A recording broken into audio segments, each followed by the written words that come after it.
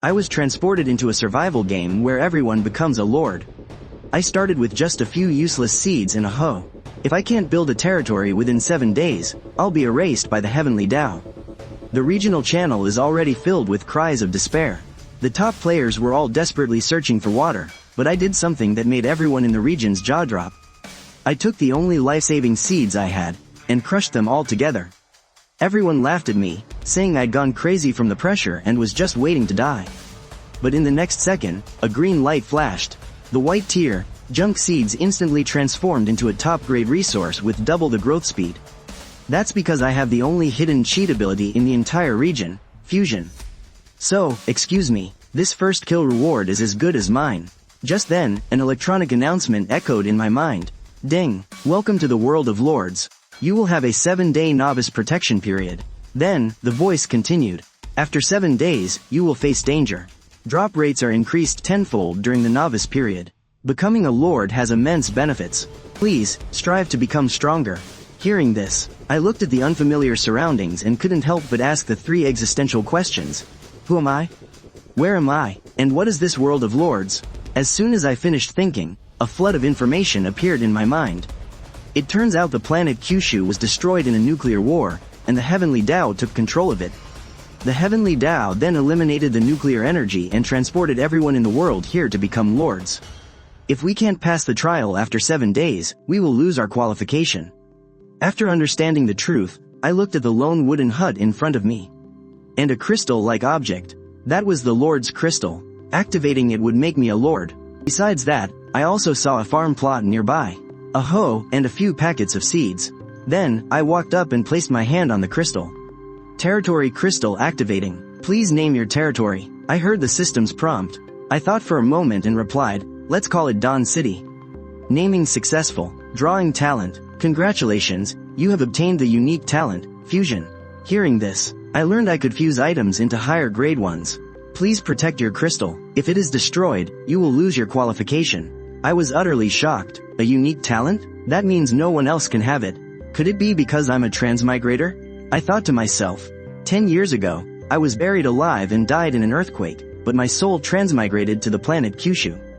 Then I possessed the body of a descendant from a martial arts family who shared my exact same name. I really miss the Washa of Earth.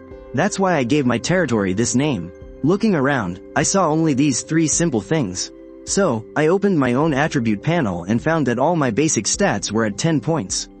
Except for my elemental bonuses and resistances, which were at 0. I also had no combat or life skills. The panel description said that the maximum starting attribute for humans is 10. Additionally, my territory only had 100 gold coins and 3 basic buildings. Seeing my maxed out stats, I guess it's because I've practiced martial arts since I was a child. A pretty good start, I said with satisfaction. Well, since I'm here, I'll make the best of it. After all, this isn't my first time coming to a completely strange place. After that, I opened the system package that everyone gets. Inside, there were 10 initial inventory slots. 4 of the slots had items in them. I saw that the first slot contained a white tier novice sword that adds 1 point of strength. Although it's the lowest grade equipment, it's still better than nothing. The second and third slots contained 100 starting gold coins and a woodcutting axe, respectively. And the last one was a blueprint. I opened it up and saw that it was a white tier barracks blueprint. I know exactly what it does. It costs 100 gold and 100 wood to build a barracks and summon soldiers. To survive, you need food and water. Even though I have nothing right now, as for what to do next, I already have a plan. So then, I decided to check out the system features first. Besides those, I also found that the system has 2 chat channels, World and Nation. The nation I'm in, the Dragon Soaring Nation, has a background similar to ancient China. Because of that, being reborn here gives me a strong sense of belonging. I opened the Nation channel and saw people complaining about being hungry and thirsty and wanting to go back. There were also people showing off about getting a talent that increases their strength by 10%. At that moment, some self-proclaimed higher-ups were trying to calm everyone down in the channel. In the Nation channel, each person is limited to 3 messages per day. After that, I glanced at the World channel. The content was pretty similar, but you're limited to 1 message a day. There was also a completely empty trading channel, and that was it. I'm no stranger to farming, so I started by inspecting those few bags of white corn seeds. The panel showed that with proper cultivation, they would mature in less than a day. Seeing this, I was a bit stunned. Edible in 24 hours? That maturation time is way too short. But on second thought, in a world of lords, anything is possible. Looking at the number of seeds, I suddenly had a flash of inspiration. I wondered if my fusion skill could work on these seeds. With that thought, I immediately got to it, using my talent to place 2 seeds together. As a flash of light faded, they had indeed fused into a single seed. This brand new seed was even emitting a faint green glow. Seeing this, I quickly checked the properties of the fused seed. The panel displayed, this is a green quality corn seed, and its maturation time has been cut in half. It only needs 12 hours. Looking at the corn seed in my hand, its quality had actually gone up a tier. Everything has a quality rank: white, green, blue, purple, and gold. Not only had the corn been upgraded, but its maturation time was also cut in half.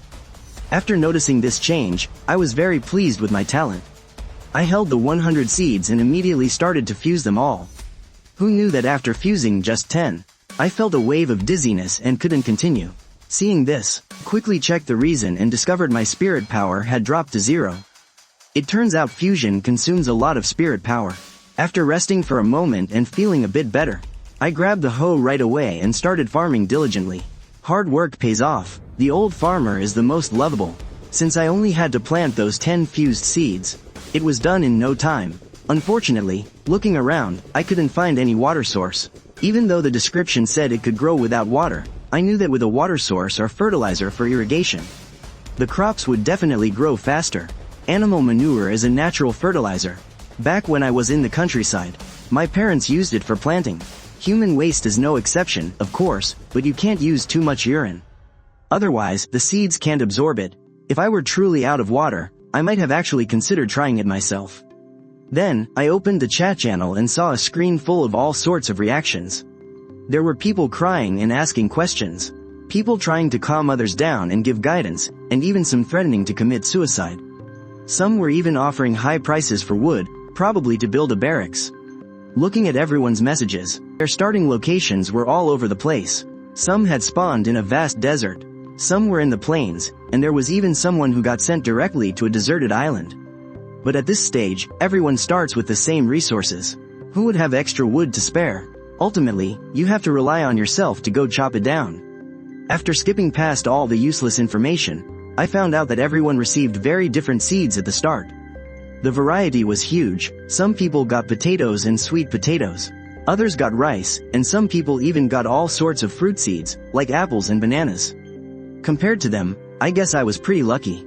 Back when I lived in the countryside, I ate a ton of raw corn. It tastes sweet and delicious. Of course, it's definitely tastier boiled or roasted, but right now I have no water, no pot, and not even a fire. You don't seriously expect me to make fire by rubbing 2 sticks together, do you? Yeah, right, I don't think I have the skills for that. After I finished planting the seeds, I looked at the barracks building in my inventory again, wanting to construct it. Wood was essential. I gazed at the quiet forest about 100 meters from my territory. I gripped my weapon tightly, banking on my childhood martial arts training and my maxed out stats. I mustered up my courage and stepped out of my territory. With only 7 days left in the beginner protection period, I had to get stronger, fast. Maybe I could even find a water source in this deep forest. The moment I stepped into the woods, I was immediately on high alert, scanning my surroundings. After all, you never know when wild beasts might show up. I couldn't afford to be careless. After searching carefully for a while and finding no trace of any beasts, I finally let out a quiet sigh of relief. Once I was sure it was safe, I pulled out my axe and started chopping a tree with all my might.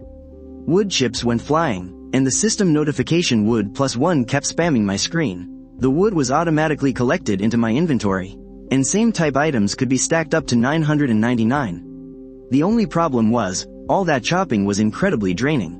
Whenever I got exhausted and took a break, I'd scroll through the useful info on the channel. And just then, a cold, divine notification suddenly rang out. It announced that a newcomer had already died and been eliminated. It also activated a livestream mode. Turns out, the eliminated players could return to planet Kyushu and watch the Lord's livestreams. However, the audience could only see the exterior of the territory, and the Lord's private areas would be censored with a mosaic. The two parties couldn't communicate at all. The good news was that later on, after a Lord acquired resources, they could trade with their home country at the divine system's set price. Everyone froze when they heard this. Who would have thought that being eliminated wasn't real death, but a safe return to Kyushu? As soon as the news broke, the chat room instantly exploded. You mean you can go back to Kyushu just by dying? Alright everyone, see ya. I'm off to get myself killed. Seeing the screen fill up with people jumping on the bandwagon, others were deeply distressed. This place is full of endless possibilities. Only an idiot would just throw away a golden opportunity like this. Some of the older folks even sighed. The future really is in the hands of the youth. But even so, the Lord world still witnessed a bizarre rush for the exit. Some used their beginner sword on their own necks, while others just bashed their heads against rocks. Some even tried to ram a wooden hut, only for it to collapse while they were unharmed. Then there were those who couldn't bring themselves to do it, so they insisted on running out into the wilderness to be cruelly mauled to death by monsters. It's true that you see all kinds every year, but this year is something else. The people who returned to Kyushu all cried their eyes out, wailing. It's so much safer in a modern city. But after they returned to their original world, they were shocked to realize how eerily quiet everything was. Out of curiosity, the survivors all pulled out their phones and opened the live streams. Since the population of the Longtong nation was so huge, they didn't know who to watch. So they just randomly picked from the sea of countless lords. Meanwhile, back with me, chopping down trees was no easy task. Even with my max level stats, I was completely exhausted after chopping down several dozen units of wood. I had no choice but to stop and rest. During my break, I opened the chat room again, and just as I expected, a lot of useful new intel had popped up. Killing pheasants actually gives you experience points, and killing a snake drops gold coins. I was dazzled by all the different bragging posts in the channel. Some people had even gotten things like fishing nets, pants, or even plush dolls. All these bizarre rewards made me realize something instantly. It seemed that the mysterious treasure chests out in the wild were the main source of supplies for now. As soon as my stamina recovered, I immediately grabbed my beginner's sword. Now that I had gathered enough intel, I obviously wanted to go into the forest and try my luck, too. As soon as I stepped into the woods, so I slowed down, carefully searching every corner. Suddenly, a faint glimmer of light caught my attention. It was hidden in the grass. I cautiously scanned my surroundings, making sure no monsters were lying in ambush. With these titanium alloy eyes of mine, not the slightest movement could hope to escape my sight. As I got closer, I saw that it was indeed a wooden treasure chest. The thought that I could get all sorts of lord-level supplies from it. I lifted the lid, full of anticipation. But what greeted my eyes was a piece of women's clothing. I'm a grown man, what am I supposed to do with this thing? I was completely speechless. You really can find anything and everything in these wooden chests. Is my maxed out luck stat a fake? As the wooden chest faded away, I casually put the underwear into my inventory. Just then, a white blur suddenly zipped in front of me. Whoa, this giant white rabbit is just ridiculous. Staring at the giant rabbit that was over half a meter tall, I was secretly amazed. Filled with surprise, I quickly opened its status panel. Wild rabbit, white quality, level 1. Skill, bite. The description actually said this was a carnivorous rabbit. A half-meter tall, meat-eating rabbit? Do you really take me for an idiot who never finished elementary school? But on second thought, this is another world. It's not like there are established nations, so it makes sense for a rabbit to become a monster. Facing this ferocious beast, I wasn't afraid. Everyone else in the channel was just killing level 0 weaklings. But this level 1 wild rabbit of mine, judging by the look in its eyes, it was definitely a martial arts master. Man and rabbit in a narrow pass. I provoked it with a cold voice, so, you've come. The wild rabbit seemed wary. It let out a defiant cry and then lunged at me. It leapt into the air, baring its fangs as it came straight for my face. But I've trained in martial arts since I was a kid. Facing its pounce, I dodged to the side, anticipated its path. And tightly gripping my novice sword, I thrust it viciously at its neck. Peefed, the longsword landed a direct hit. The critical hit effect appeared. The wild rabbit slammed heavily onto the ground and began to twitch violently. Time to kick it while it's down. I dashed forward and started hacking away with my sword. After a few more strikes, the wild rabbit disappeared in a flash of white light. But I paid that no mind. A notification sound chimed. Experience +10. A few gold coins dropped on the ground, and there was even an ancient-looking book. I hurriedly picked it up. A skill book dropped. Looks like my luck stat isn't fake after all. This must be a newbie bonus, thanks to my maxed out luck and killing a higher level monster.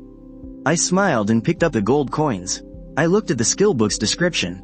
Gathering, white quality, allows gathering from monster corpses. What a great find. I immediately clicked to learn it. Life skills are good and all, but a bold idea suddenly popped into my head. If I collect enough gathering skill books, could I fuse them into a high-tier skill? But getting even one of these rare items is already an incredible stroke of luck. Not overthinking it, I used gathering directly on the rabbit's corpse. Rabbit meat instantly appeared in my inventory. This saves me the trouble of gutting it. As I kept using the skill, rabbit hide and meat were added to my inventory one by one. The entire wild rabbit quickly vanished. With this, killing monsters will be much more convenient from now on. Right now, I desperately need a lighter. I can only get one from opening chests or trading. Killing a level 1 wild rabbit gives 10 experience points. Killing 10 of them will let me level up. If I were to kill level 0 monsters, I'd need a full 100 of them. At this stage, very few people can kill monsters above their level. I raised my sword and continued exploring deeper into the dense forest. 10 minutes later, a bamboo forest faintly appeared up ahead. I didn't stop, and after another 10 minutes of searching, a lake came into view. Water source. I was overjoyed. Just a moment ago in the channel, countless people were offering a fortune for water. Unfortunately, those who found water didn't have any containers.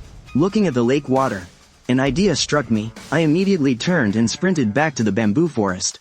I whipped out my axe and started chopping like a madman. Seeing the fallen bamboo, I was ecstatic.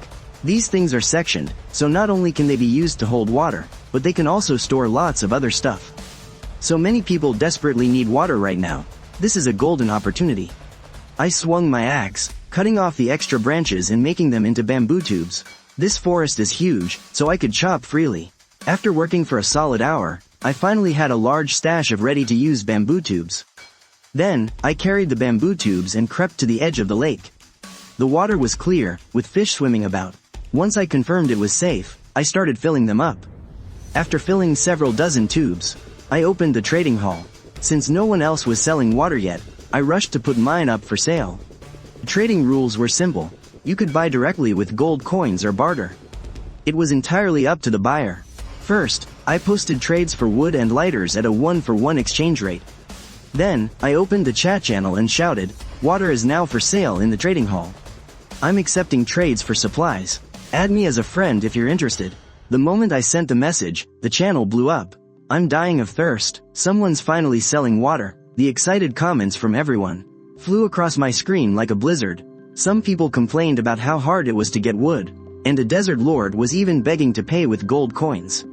Suddenly, someone asked if they could trade for matches. Seeing that, I immediately added him as a friend without hesitation. The system prompted, "You have successfully added Big Sausage as a friend." What a pungent name for a territory. The moment we became friends, he asked eagerly, "Bro, how about 1 box of matches for 5 tubes of water?" At this point, I was the only seller. I couldn't show my weakness. I acted calm and replied, "Someone just offered me 1 box of matches for 1 tube of water."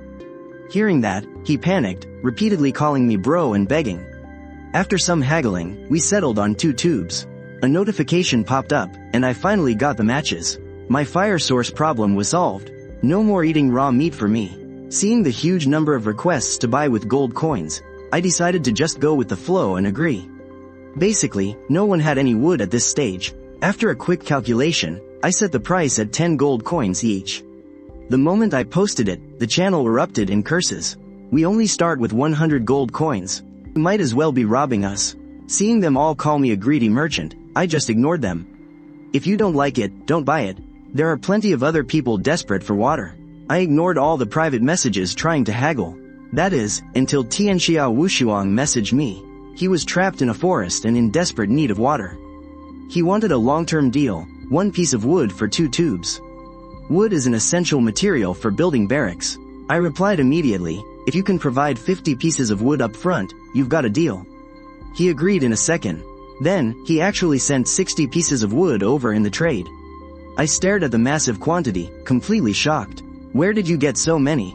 He just chuckled and said he had a resource bonus. Turns out, there's no shortage of lucky people in this world. But his acceleration talent is nothing compared to my unique, max-level luck stat. I immediately filled 120 tubes with water and sent them over.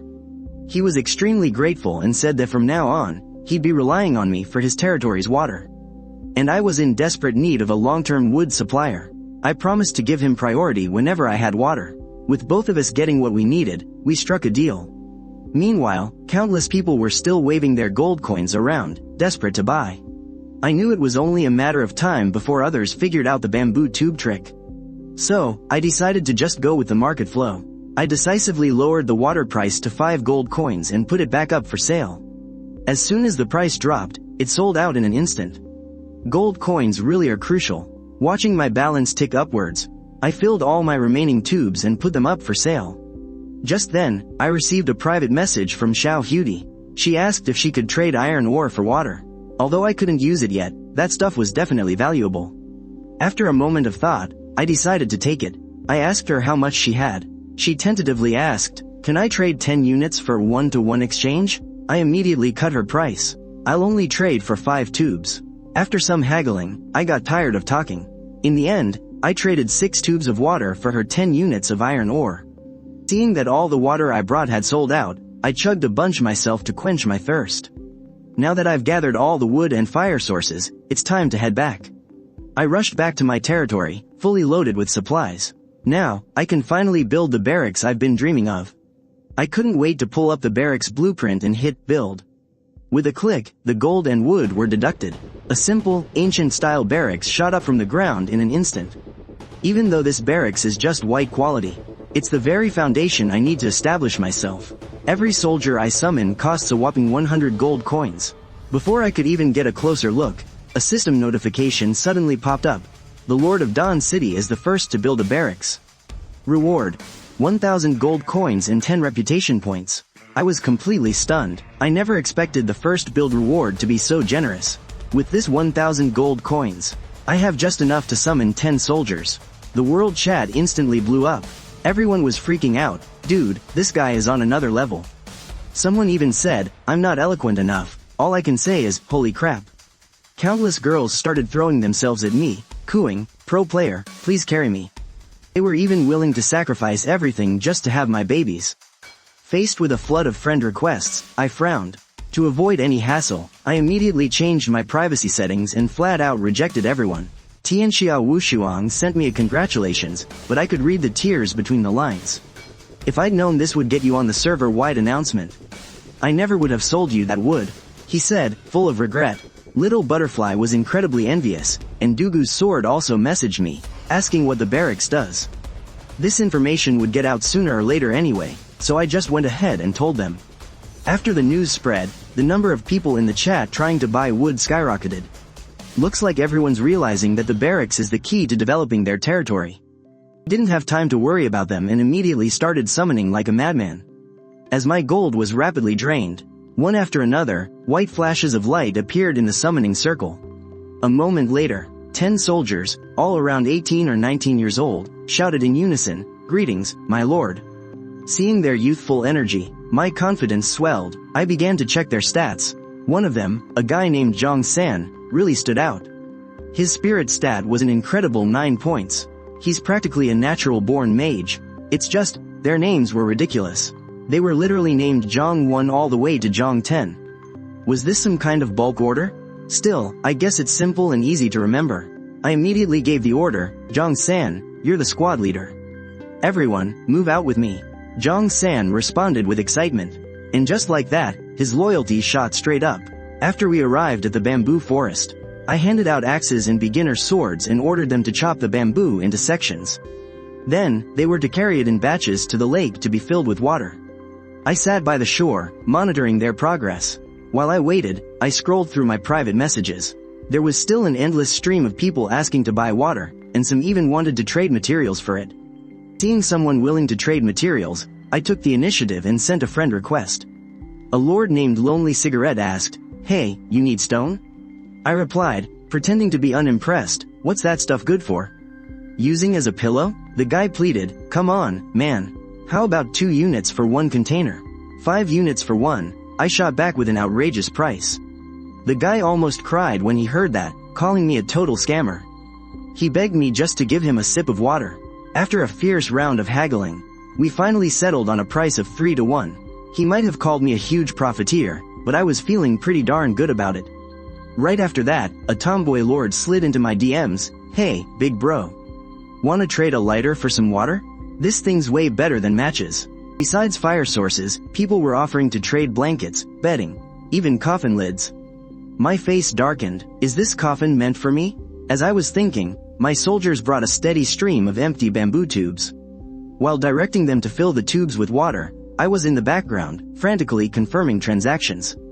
Taking advantage of my current monopoly on water, I'm buying up all sorts of daily necessities. Whether it's slippers or underwear, I took it all. I even accepted high-end cigarettes without hesitation. In this wilderness, these small items might prove to be incredibly useful later. As they say, opportunity is fleeting. If I don't make a huge profit now while no one else can transport water on a large scale, I'll have no chance once the market opens up. Seeing the gold coins and supplies rapidly stacking up in my inventory, I was in a great mood. The exorbitant profit from selling water is even faster than killing monsters to level up. My 10 soldiers had a clear division of labor. Some cut bamboo, some carried it, and others filled it with water. Under my unified command, the entire assembly line operated with high efficiency. In the midst of the busyness, I remembered the 10 bonus reputation points. Although I haven't figured out their use yet, I'm sure they'll be some kind of core resource in the future. This time, not only did I build the barracks, I also gathered a massive amount of supplies, taking advantage of this golden opportunity where no one else is selling water. I entered a frantic wealth amassing mode. The Longtong Nation census showed a population of a full 2 billion people. Even if some people quit by committing suicide at the start, the number of survivors remaining in the Lord's world is still an enormous base. Although not everyone is short on water, as long as a small portion are in desperate need, they will definitely trade their supplies to survive. That's more than enough for me to make a fortune. Looking at all the loot on the ground, I immediately ordered my soldiers to pack up all the supplies and transport them back to my territory. This round of water trading was incredibly profitable. At this stage, any and all supplies have value. Naturally, I'll take anything. Even a box of glucose syrup might come in handy later.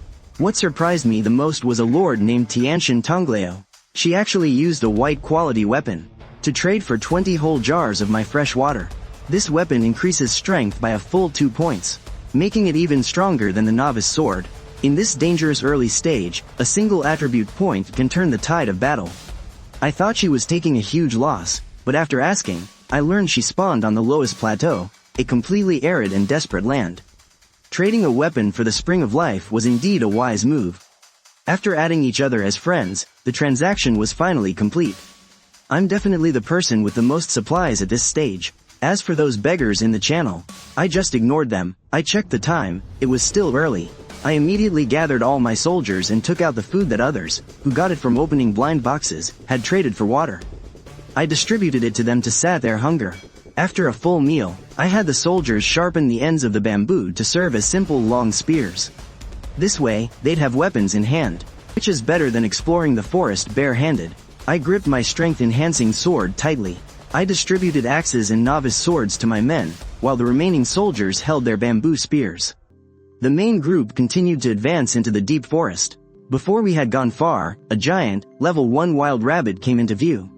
Seeing our superior numbers, the cunning beast actually got scared and turned to run. Seeing this, I reacted quickly, snatching the long bamboo spear from a soldier next to me. Relying on my years of martial arts training, I aimed for the wild rabbit's back and threw it with all my might. With a thud, the bamboo spear pierced it cleanly. A system notification popped up.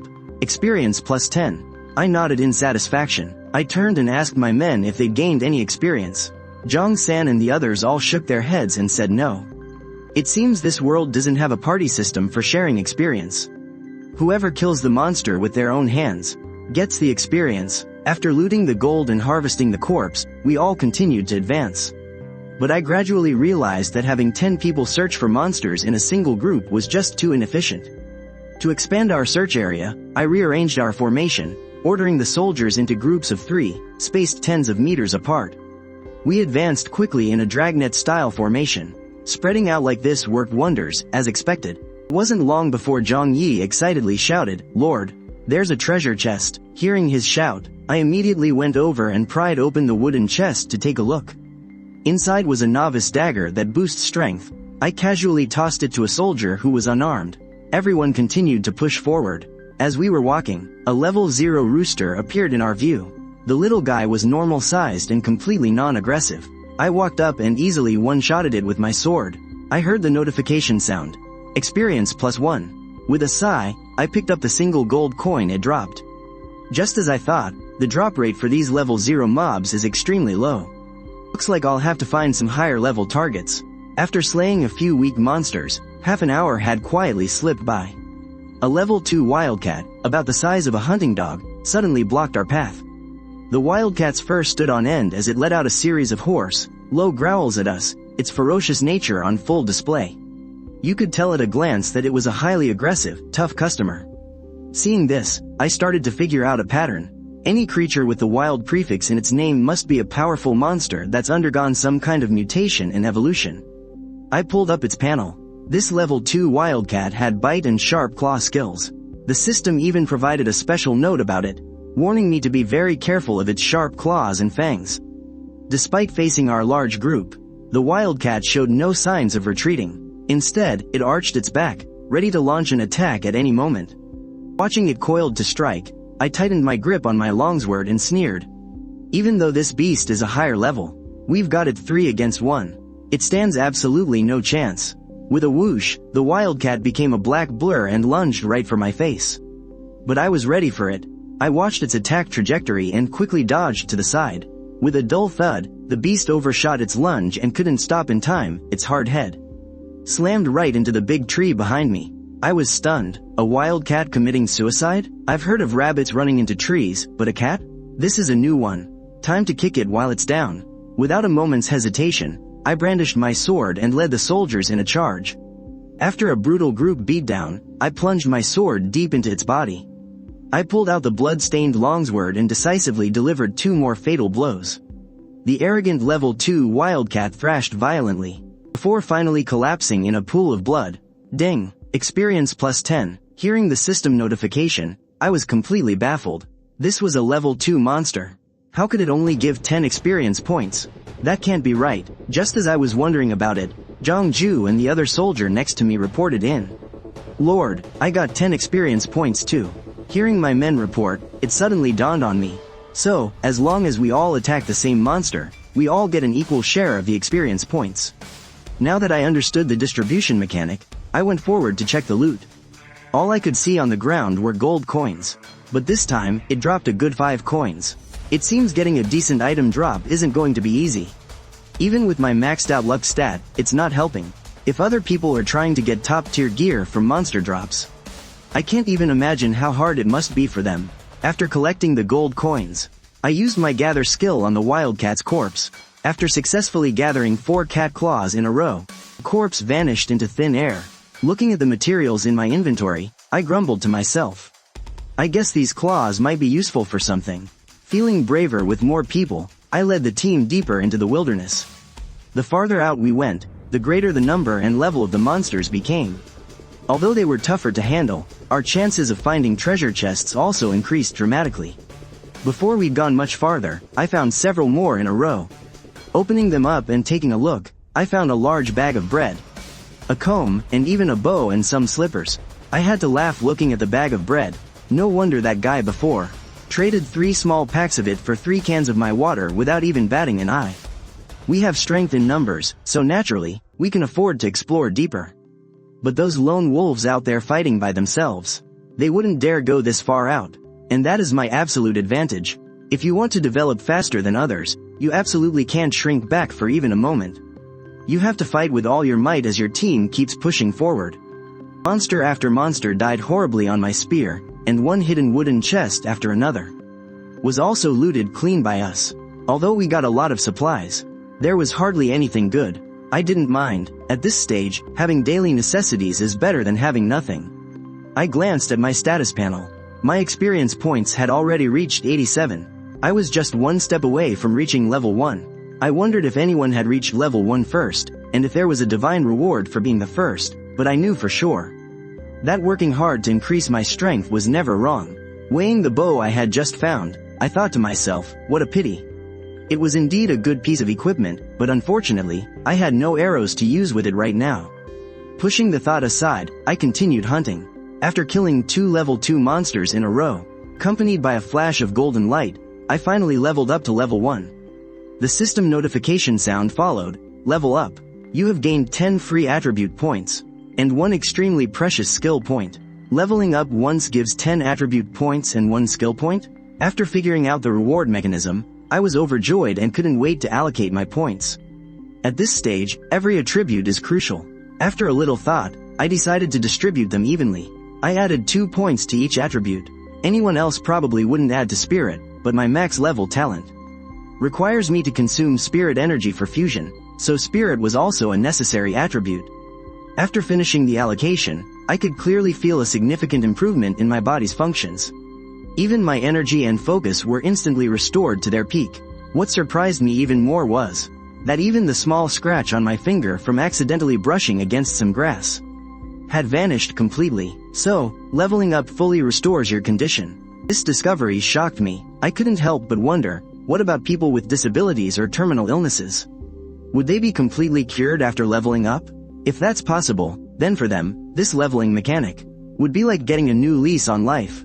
After careful consideration, I decided to post this theory in the national chat room. After leveling up, your condition returns to its peak. Disabilities and terminal illnesses might be curable. Feeling it wasn't precise enough, I typed an addendum, but this is just my personal theory. As for the actual situation, I'm not too sure. I felt that posting this message wasn't a bad thing. It was also a precaution in case I encountered a strong enemy in the future. If I really lost an arm or a leg, at least I'd have some peace of mind. As soon as the message was sent, the quiet chat room exploded into a frenzy. Countless people frantically asked in the public channel, "Bro, is what you're saying for real?" The tone of the conversation slowly went off the rails. Someone exclaimed, "There's a cure for ED," while another asked, "Bro, can leveling up cure infertility?" Another person just blurted out in the public channel, "Then doesn't that mean my little problem is curable?" Seeing these bizarre comments, I was completely speechless. The people who actually had terminal illnesses didn't say a word. Instead, it was this bunch of weirdos who were the most excited. I was truly impressed. Luckily, I had already turned off friend requests. I'm not a doctor. How would I know if these conditions could be cured? Fortunately, it wasn't long before someone who had lost limbs finally appeared in the public channel. "Thank you for the good news, bro. This has brought light back into my life." Seeing this comment of hope rekindled in a desperate situation, I was deeply moved. I picked one of them named Ivan Strong, who was disabled, and added him as a friend. I messaged him, "I'm the one who posted the information." Hearing this, he was ecstatic and thanked me repeatedly. He said that he would live on strong whether his arm grew back or not. Feeling his optimism, I solemnly sent him 2 words, "Keep fighting." As for me, I didn't get a divine reward after leveling up. It seems that being the first to reach level 1 doesn't come with any special system announcements or unexpected rewards. Seeing that it was getting late, I knew the wilderness was extremely dangerous. With our current strength, night battles are not a good idea. I immediately led the soldiers back to our base. After returning to the territory, I rushed to the farmland first thing. I saw that the corn I had planted earlier had already grown extremely tall. It was almost ripe. Before, while I was out in the wild, as time passed, my spirit power had already recovered. I didn't dare to use it all up, deliberately keeping a little in reserve. After all, if my spirit power was completely depleted, I would get dizzy. Once I was fully recovered, I once again began to fuse the corn with all my might. After fusing all the seeds into green quality ones again, I immediately motioned for my soldiers and ordered them to plant these top quality seeds. White seeds are definitely no match for green quality ones. As for what specific magical effects they have, I'll just have to wait until the corn is ripe to see. Right now, I'm not lacking any supplies. I even have a large source of clear water, but looking around, the territory has no defensive measures whatsoever. Currently, the territory only has 4 buildings, including the crystal and the wooden cabin. Although there is a 7-day beginner's protection period, a monster siege is bound to happen after that. It's a shame I don't have any defensive structures. Otherwise, the territory would be much safer. I sighed to myself and opened the chat channel, looking for inspiration. Some people in the channel have gotten ridiculously lucky, scoring top-tier buildings. Even though my luck stat is maxed out, there's never a shortage of lucky bastards in this world. Seeing the unused stone materials on the side, I had a flash of inspiration. I immediately ordered the soldiers, quick, use these stones. To surround the crystal, many hands make light work. The soldiers immediately began moving the stones, surrounding the crystal completely. Although it wasn't fully enclosed, it was a good precaution. To reinforce the defenses, I urgently needed a large amount of stone. So, I took the initiative to private message Lonely Cigarette, opening with a friendly, "Have you eaten yet?" He immediately started complaining, "Food? How could there be any food now? This whole day, I've been miserably mining hard stone." Hearing this, I decisively dangled the fatal bait. "Want some food? You can trade stone for it." As soon as he heard that, he cried out that he wanted all of it, the food and the water. I seized the opportunity to quote him a sky-high price, 10 units of stone for 1 loaf of bread. After hearing the price, he almost coughed up blood. Holding back a sob, he cursed me for being a profiteer. I pretended to be the good guy and coaxed him, "Look around, who else is selling food right now? I'm only offering it to you first because I consider you a friend." While letting him stew on it, I sent a private message to Peerless Under Heaven. "Buddy, need some food?" He urgently replied that he was about to starve to death. I continued by quoting the same premium price, 10 units of wood for 1 loaf of bread. Peerless Under Heaven instantly sent back a speechless emoji. Just then, Cigarette couldn't hold out any longer and started to beg. "Boss, a little cheaper, please. We'll be repeat customers." I magnanimously offered him a 10% discount. He pushed his luck, testing my limits. "Since we're friends, how about a 60% discount?" I sneered and retorted, "So, are you feeling hungry right now?" He helplessly admitted he was starving. "Good that you're starving. A 20% discount is the absolute final price." Under my pressure, he could only obediently accept his fate. In the end, at the super low price of a 50% discount, he successfully traded for the delicious bread and water. At this moment, he was gnawing on the dry bread to fill his stomach, while also shedding tears of humiliation. But he knew well that survival wasn't easy, and he couldn't afford to cry. Tears are water too. If he cried them all out, he'd have to buy more. He quickly reached out to wipe the tears from his cheeks and stuck out his tongue for a lick, tasting the saltiness. He cursed the damned capitalist under his breath. Meanwhile, Peerless Under Heaven had also started to bargain intensely with me. In the end, he had no choice but to take a huge loss, trading 6 units of wood for a loaf of bread. Right now, food is more precious than even the rarest resources. Many people had gone hungry for the entire day. The chat room was flooded with people offering a fortune for food. Thinking about the corn in the fields that was about to ripen, plus the monster meat I had gathered, I wasn't short on food, so I decisively decided to list my extra bread. I set the outrageous price of 10 units for 1 loaf of bread. When everyone saw it was Dawn City, that ruthless merchant, again, they immediately started cursing in the channel. "You ruthless scammer, why don't you just go rob people?" Others were on their knees, begging for a discount. There was even one weirdo who asked if he could trade an inflatable doll for some food. I was already sick of it and had blocked all private messages. As Tianxia Wushuang and Xiangyan watched everyone cussing me out, my gloomy mood suddenly got a whole lot better. Seeing the mob's outrage, I was actually planning to give in and lower the prices a bit. But as soon as I opened the interface, I just froze on the spot. Holy crap, there are really suckers like this out there? All that ridiculously priced bread I listed just to fill their stomachs was completely bought out in an instant. It seems just to fill their bellies. These people are really willing to spend a fortune and throw all their resources at it. If that's the case, then I won't hold back either. I immediately put every last bit of food I had onto the shelves. Of course, the exchange rates were readjusted based on the food's quality. Seeing the basic resources in my inventory increase exponentially, I couldn't help but burst out laughing. Now I can finally upgrade my cabin. I looked at the basic white cabin in front of me. The description said it could provide shelter from the elements. But this place, at just over 10 square meters, was just way too small. I have a full 10 soldiers under my command now. I can't just have them all sleeping outside, can I?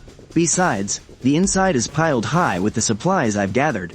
After weighing my options, I figured upgrading the cabin first was the smarter move. After all, more people need more living space. I can always earn the wood for the barracks later. Besides, it doesn't really matter which one I upgrade first. I'm sure someone will need food again soon. And I can just fleece them a little more, and I'll have all the wood I need.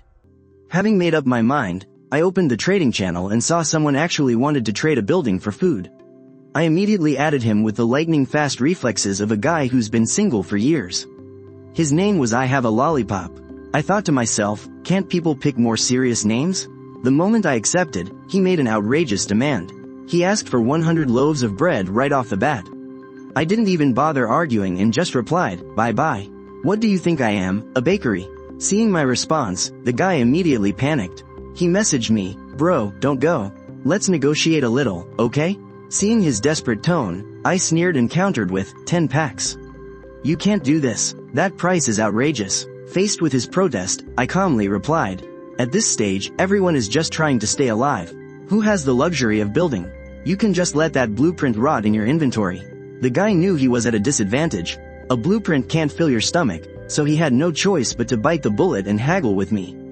The two of us started a crazy back and forth. The haggling session was like the ultimate martial arts showdown. He'd throw a swift attack, and I'd counter with a devastating blow. Neither of us would give an inch, both trying to get the upper hand. But since he desperately needed food to survive, he ultimately had no choice but to admit defeat and meekly accept my terms. For the price of 20 loaves of bread and 10 cans of water, I successfully got the cabin blueprint. After getting the blueprint and confirming everything was correct, I selected an empty plot to build on. As my basic materials were rapidly consumed, the blueprint dissolved into a dazzling light, and then on the empty plot, an identical wooden cabin appeared. Looking at the two basic structures standing side by side, I stroked my chin. Since my special talent lets me fuse seeds, I wondered, could these two cabins be fused? At that thought, I immediately activated my talent to give it a try. As 5 points of my spirit energy were rapidly consumed, the two cabins began to overlap, taking on a faint green glow. A system notification popped up, fusion successful. It actually worked. The fused cabin was now double the size. It looked much sturdier than the white building, but the entire house was now glowing green. It just felt weird to live in. It's like I'd been cuckolded or something. I opened the new building's stats panel. This green cabin was truly something else. Not only could it provide shelter from the elements, it was also comfortable. Filled with anticipation, I pushed the door open and went inside to check it out. The space inside was huge, expanding from a dozen or so square meters to around 30. It wasn't a mansion by any means, but it was way better than before. After building the cabin, I didn't have any wood left to upgrade the barracks. I'll just have to wait on that for now. Time to fleece some noobs from around the world. I went outside, started a fire, and took out the rabbit meat I'd gathered. After finding some seasoning in the house, I started teaching the soldier how to roast meat. While I checked the chat channel, it wasn't long before the rabbit meat was cooked. I took a bite and couldn't help but exclaim, "This is delicious." Not only was it incredibly tasty, but eating it also seemed to restore some of my energy. After the soldier and I had our fill, there was still plenty of rabbit meat left in my inventory. Staring at the tempting roasted meat, an idea suddenly struck me. I cut the meat into small pieces, listing them on the trading platform as samplers. Each portion could be exchanged for 10 units of wood or stone, or purchased for 20 gold coins. Who knew? Not long after I posted the offer, I was shocked to discover that all the roasted meat was sold out in an instant. That was way too fast. I didn't even have time to advertise it in the channel. Suspicious, I checked the national channel, but saw no one discussing it at all. This led me to make a bold guess. The trading platform was most likely connected worldwide. If that was true, then it's no wonder that demand still outstripped supply, even after I sold so much water. The number of people around the world lacking food and water must be staggering. Realizing this, I was overjoyed. I immediately ordered the soldier to continue roasting meat in large batches. Since I didn't have to worry about finding buyers, this time I raised the price directly. I listed the freshly roasted meat on the platform. Each small portion could be exchanged for 12 units of basic resources. I waited excitedly for this batch to sell out. I thought the price increase would slow down sales, but I didn't expect that in just a few moments. The roasted meat was once again wiped out. And still, no one in the national channel seemed to have caught on. These two test runs thoroughly confirmed my theory. Faced with global buyers who weren't holding back, I decided I wouldn't hold back either. I immediately set the final price. I decisively listed all the remaining roasted meat on the trading platform. The unit price shot up to 15 units of materials. I then sat back and quietly watched the market's reaction. Faced with such a rip-off price, even the whales finally hesitated. This ridiculous, sky-high price of 15 units finally cooled down the frantic buying craze, just as sales of the expensive meat began to stall. And as the market slowed on the previously silent national channel, someone finally caught on. The channel instantly blew up. Looking at the listings on the trading platform, they were horrified to finally discover the sky-high price of the roasted meat I had put up. I watched as the screen filled with a barrage of comments cursing me out. A slight smile played on my lips. Now that my name was out there, it would make future transactions even easier. Holy crap, bro, you're still selling roasted meat? Are you stupid? Of course he's eaten his fill if he's selling it. The channel was buzzing with everyone guessing and debating. 15 units of materials for one bite of meat? That's way too greedy. What a massive profiteer. It wasn't just the national channel, the world channel was also flooded with insults. I guess the foreign players couldn't stomach the high price either. But I don't care. If they think it's too expensive, they don't have to buy it. It's not like I'm holding a knife to your throat, forcing you to pay. After the shockwave caused by my ridiculously priced meat, everyone finally realized that the trading channel connected billions of people across the globe. But I really don't care what they think. If they've got the skills, they can go roast their own. In a survival environment this harsh, this price is absolutely reasonable. I scanned the world channel and saw a lot of foreign players who had plenty of resources. They were all sending me friend requests one after another. I accepted them one by one. You are now friends with Kingdom Lord. You are now friends with Who Needs Nobles. Looking at these strange names of foreign lords, I chatted with a few of them and discovered that they genuinely wanted to trade their resources for my food. However, there were also many whose words, both on and between the lines, reeked of cunning. Faced with guys who were only looking to get a free lunch, I immediately unfriended and blocked them. Food is too precious right now. I have no time to waste on them. Of course, I'm happy to deal with those who actually want to buy. But, as someone from Washa, when I have something good, my own countrymen get first priority. You have to keep the good stuff within the family, after all. I added several major players from my own country. After some intense haggling, I successfully used my small supply of roasted meat in exchange for a massive amount of basic materials. Looking at the mountain of resources, I laughed out loud. Just then, Zhang San ran over excitedly to report, "My lord, the corn is ripe." Excellent. Hearing this, I immediately rushed to the farmland. Looking at the stalks, which were taller than a person and covered with ears of corn, I instantly beamed with joy. Even though I wasn't hungry, I couldn't wait and ordered, "Quick, pick a few for us to try." I also wanted to see what this green quality was all about. The soldiers quickly picked the corn. While they were at it, they buried the new seeds in the soil. I planned to compare the difference in yield between the white and green seeds. Taking advantage of the downtime, I activated my talent again. First, I used 2 green seeds to synthesize 3 blue seeds, and then used 2 blue seeds to forcibly synthesize 1 purple seed. I pulled up its stats to take a look. Blue seeds only needed 6 hours to mature, while that precious purple seed had the time shortened to just 3 hours. Although I had other fruit and vegetable seeds in my inventory, I wasn't in a hurry to plant them. At this stage, corn was the most efficient crop for keeping us fed.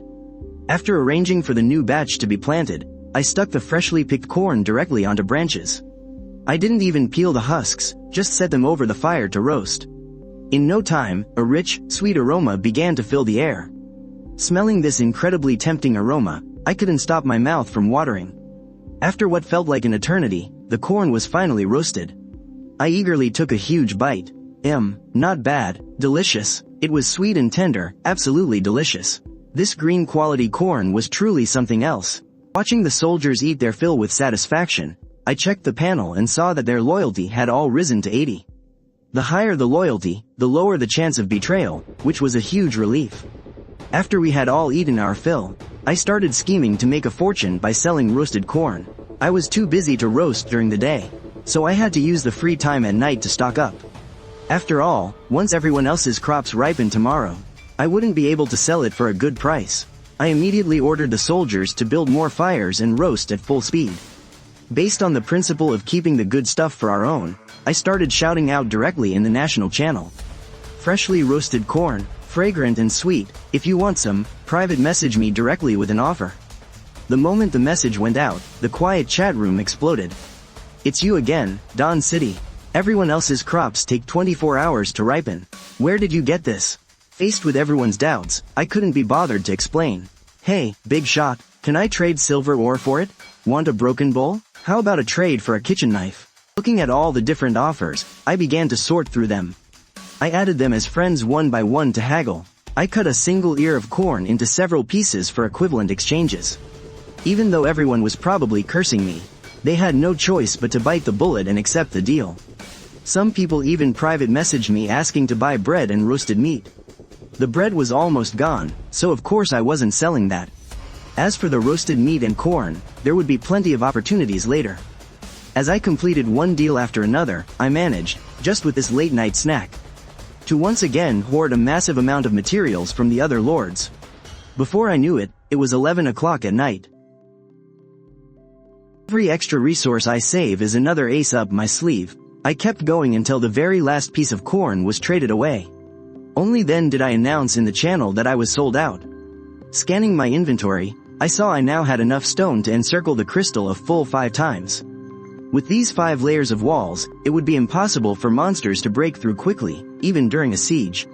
All of the buildings in my territory can be upgraded, but the requirements are extremely demanding.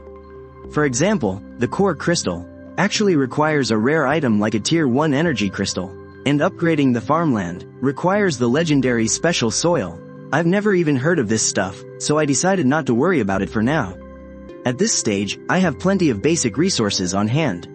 I have to convert them into immediate combat power as soon as possible. I turned my gaze to the barracks at the side.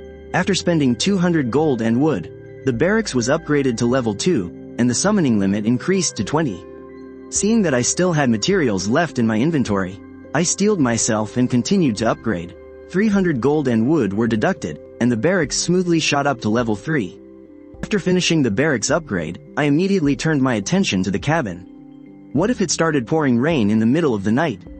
I couldn't just let the soldiers stay out in the rain, right?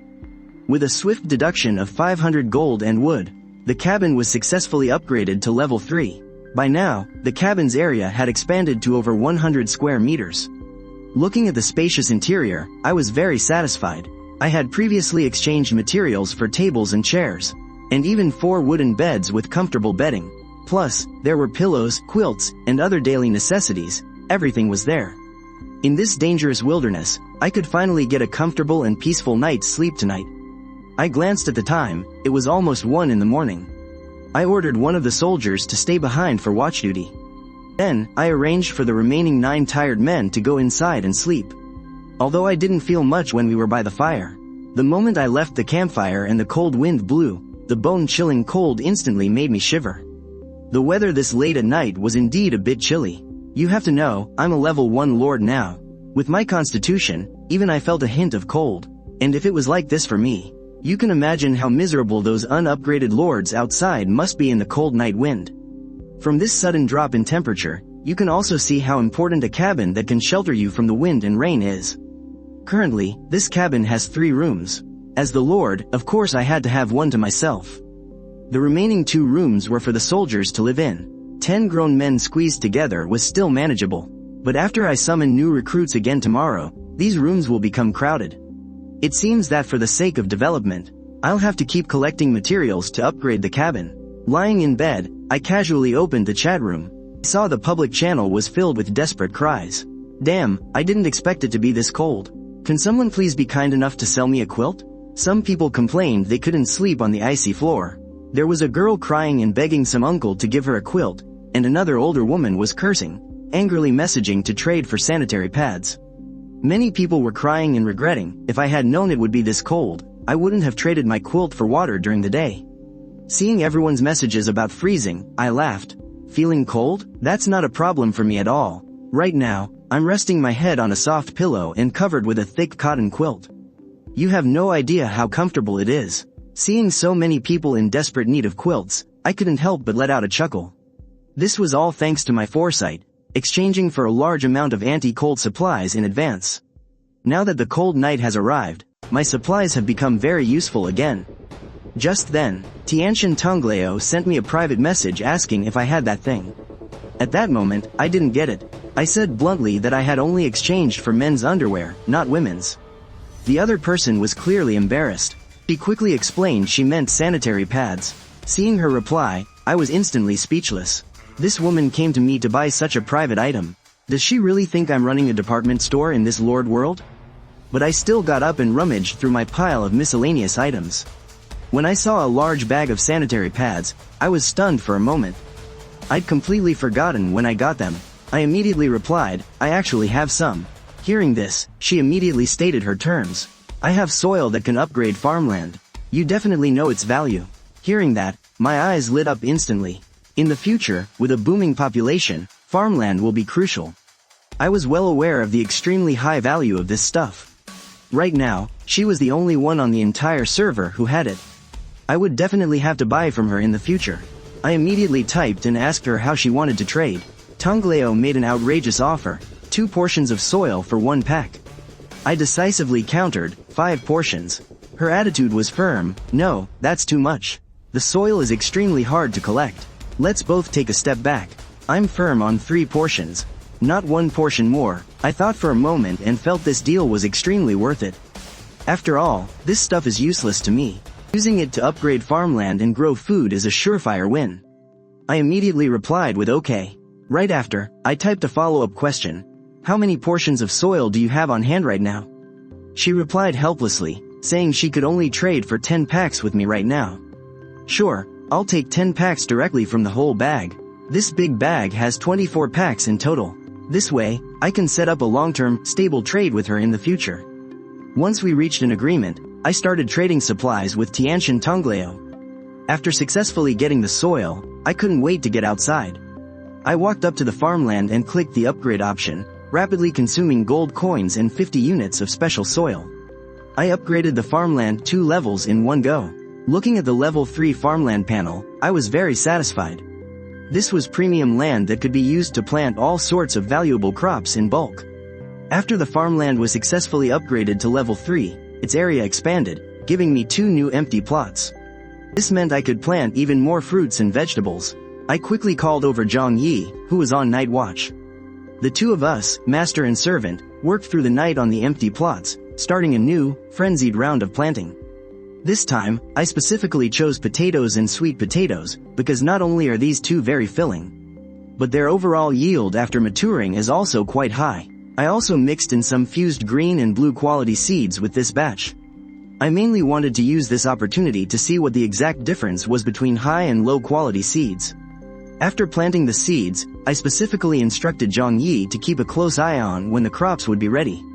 As soon as they were ripe, he was to harvest them immediately and then sow new seeds. After carefully taking care of all the minor details, I dragged my somewhat tired body and went back to my warm room to rest peacefully. The next morning, I woke up early. I took a variety of toiletries from my pack, whether it was toothpaste, a toothbrush, or a towel. I had plenty in stock. I was even prepared with a wash basin. After a refreshing wash-up, I had somehow turned this cruel, apocalyptic survival into a leisurely vacation. After I finished washing up, I told Zhang Yi, who had been up all night, to hurry back to his room and get some sleep.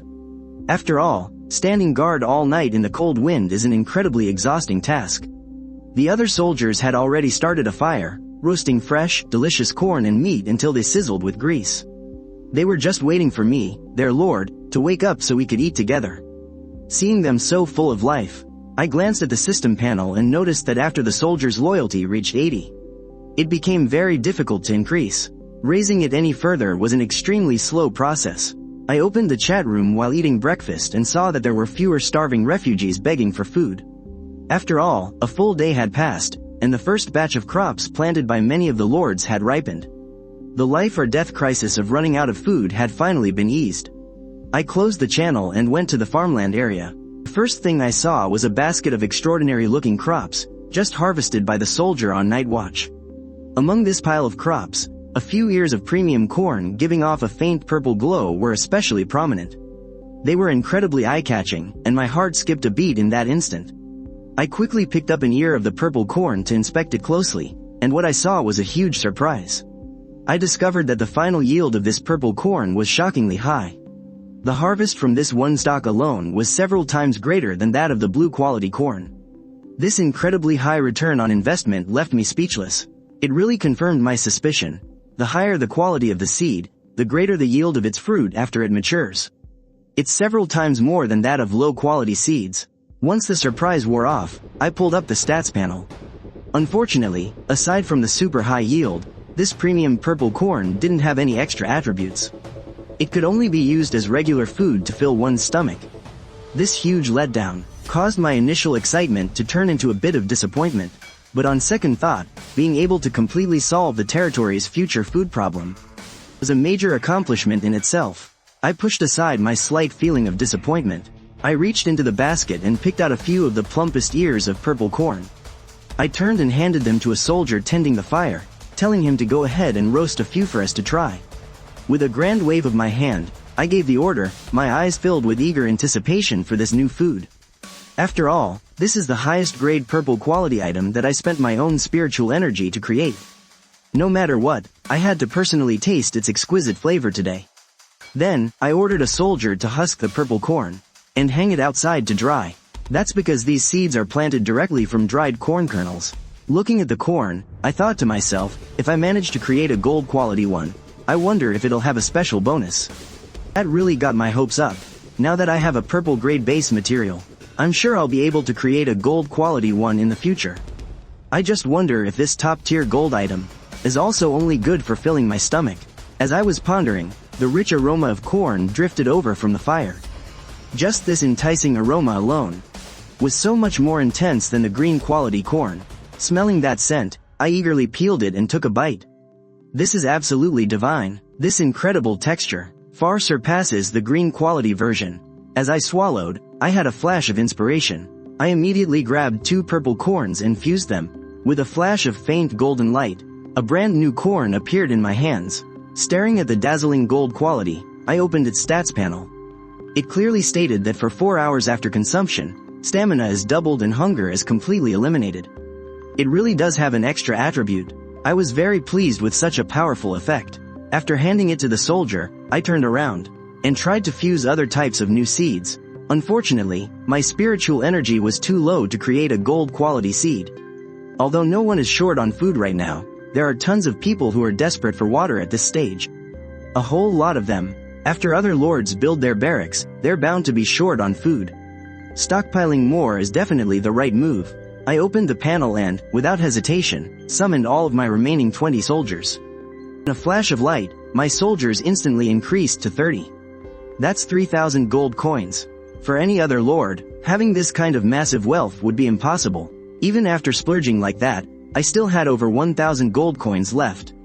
I drew my sword, yelled, "Move out," and led this massive troop straight into the wilderness for some serious gold farming.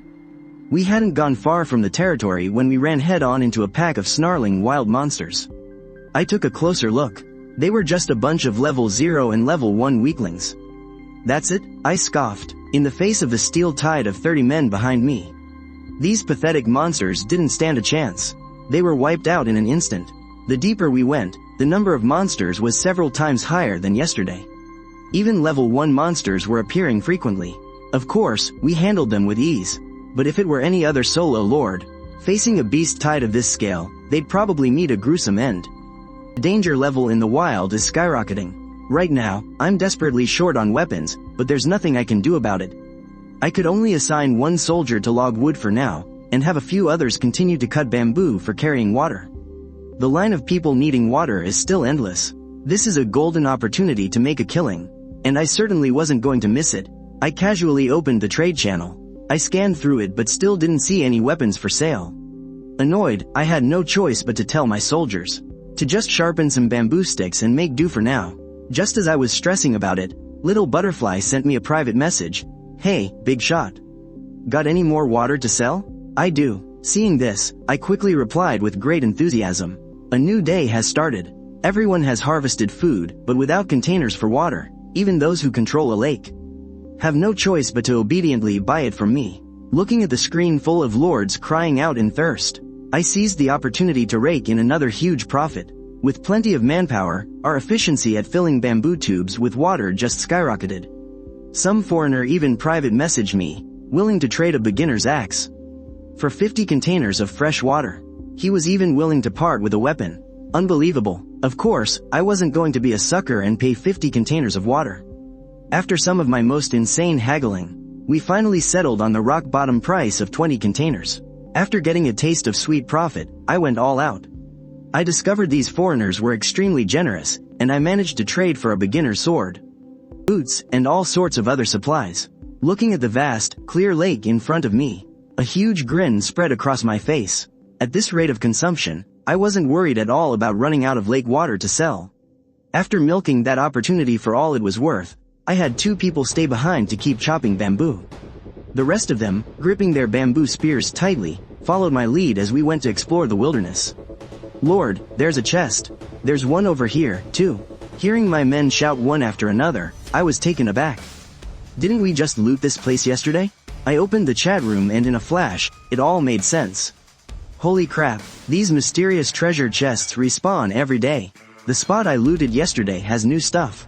Looking at the channel, I realized it was the same for everyone. I got a quilt this time.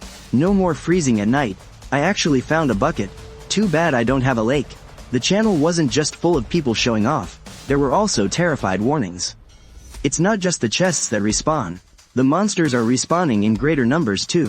I think my friend got killed by one. Seeing the message about the bucket, I immediately sent a private message to the guy, offering a price of 10 jars of fresh water.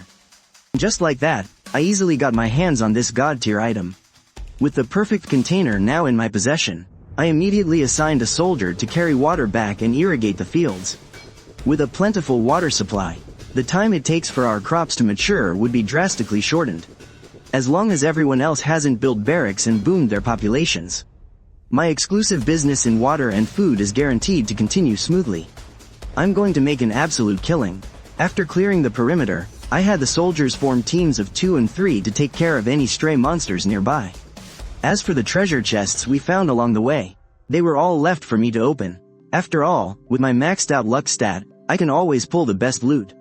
Looking around, the number of monsters within a 1-kilometer radius of our territory was still relatively sparse.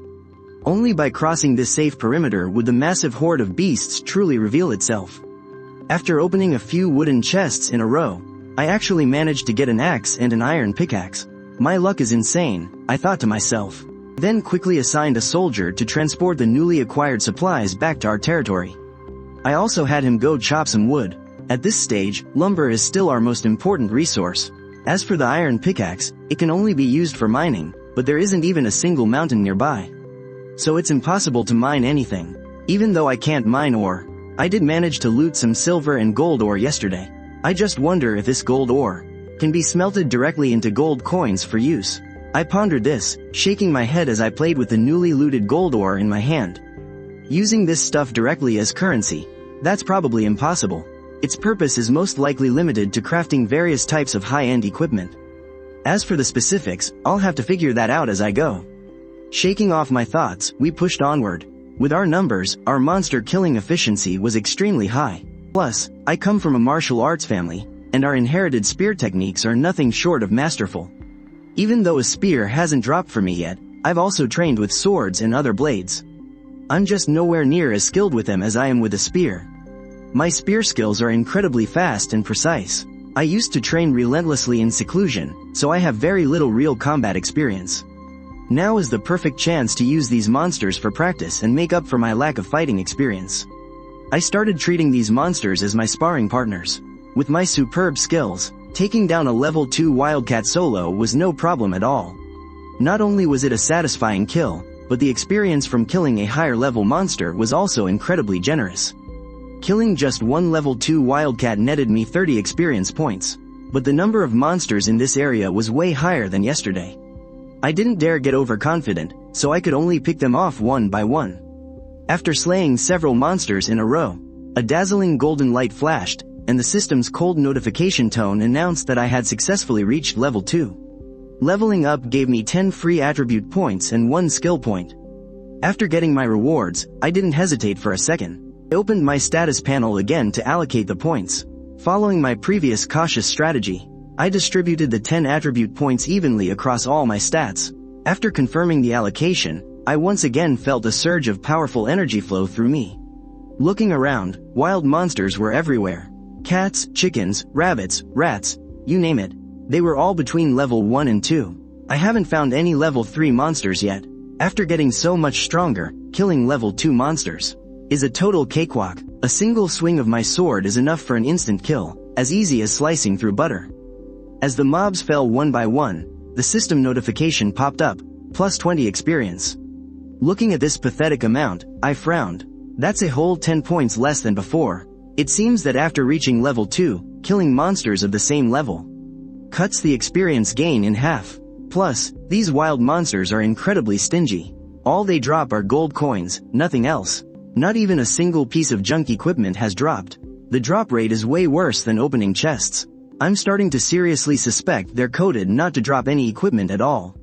If you want the good stuff, you have to rely on chests. But chests don't give any express. It's such a pain. As I was grumbling, few weak, level 1 monsters appeared. I charged forward and cut them down without mercy. Seeing the plus 5 notification, I shook my head, exasperated. Looks like the experience from killing lower level monsters is halved too. If I want to power level, I'll have to hunt higher level monsters. I glanced at my status panel. I saw that my soldiers were also close to leveling up, and since this area was crawling with monsters, I turned and immediately gave the order, everyone, gather all the bodies of the monsters we've slain, and pile them all up here. Looking at the mountain of corpses, I didn't hesitate for a second and started spamming my collection skill. These were all valuable materials. I could definitely make a killing selling these. Once all the materials were gathered, I led my team deeper into the area. Suddenly, the bushes rustled, and a strange-looking wild chicken, twice the normal size, jumped out, blocking our path. I pulled up its stats and was shocked. It was a level 2 white wild chicken chieftain. It didn't just have a peck attack, its title was even more surprising. Reading the description left me speechless. A goddamn battle chicken? This monster was extremely fierce. The moment it saw me, it let out a loud squawk, flapped its wings furiously, and initiated an attack. Seeing this, I wasn't worried. I stood my ground, gripping my weapon tightly and staring it down. I smirked, taunting it with my eyes. Come on, then, if you've got the guts. The creature seemed to understand the taunt. It leapt into the air, jabbing its sharp beak ferociously toward me. The sharp point of its beak glinted menacingly in the sunlight. Seeing this, my expression turned cold. I didn't retreat. Instead, I swiftly sidestepped at the very last second. I perfectly dodged the deadly attack. The instant I evaded it, I pressed forward instead of backing away. I seized the opening, raised my weapon, and brought it down in a swift strike. There was a dull thud. The huge chicken chieftain collapsed to the ground. A brilliant white light faded away, but I paid it no mind. Because the system notification that chimed in my ears sent me into a state of absolute euphoria. System notification. Plus 50 experience. Plus 2 renown. The EXP from a chieftain really is massive. It even gave a bonus reward of precious, rare renown. This was a huge win. I glanced at the loot. The pile of dropped gold coins had at least 20 pieces. I couldn't help but sigh. This chieftain is so much more generous than the trash mobs. Oh, finally, something good dropped. Seeing the ancient-looking book lying quietly on the ground, my face lit up with delight. I was about to step forward and pick it up, but the moment I moved, the entire sky above suddenly changed. A cold, majestic system announcement suddenly boomed across the world. Notification. First kill of a white-tier boss. Reward. 10 attribute points and renown in Dawn City. My heart skipped a beat. I never expected a first kill to have such a huge reward. Getting 10 free attribute points made me ecstatic. This 10-point bonus is an unimaginable combat advantage this early in the game, putting me leagues ahead of everyone else. After quickly assigning the points, all of my basic stats shot up to 16. The only exceptions were luck and talent, which can't be increased with regular attribute points. I'll figure out how to raise luck and talent later. For now, I pushed the question aside. I reached down and picked up the bloodstained, ancient book from the ground. After dusting it off, I took a closer look. When I saw the attribute panel clearly, I couldn't help but cry out. It was an extremely rare combat skill book. It's a white quality mighty strike. Even though it's just a low level one, the panel clearly states, It can deal an extra 10% damage. Even though it's just white quality, it can deal an extra 10% damage. Having multiple skills will definitely make me stronger. I clicked Learn without a second thought. Looking at the new combat skills on my panel, I had a sudden realization. These precious skill points, so they're used to upgrade combat skills. Holding 2 precious skill points, I didn't dare to act rashly. I have to make every point count. I must test this skill's effectiveness in a real battle before deciding. After closing the panel, I used my gathering skill on the chicken coop. Besides feathers and chicken feet, I unexpectedly pulled out a faintly shimmering tier 1 crystal. It's a crystal. Clutching the stone, it dawned on me. So this is the material needed to upgrade the territory core crystal. It must only drop from killing a boss. Now that I've figured out where to get the material, I won't have to search blindly anymore. Feeling great, I casually opened the lively chat room.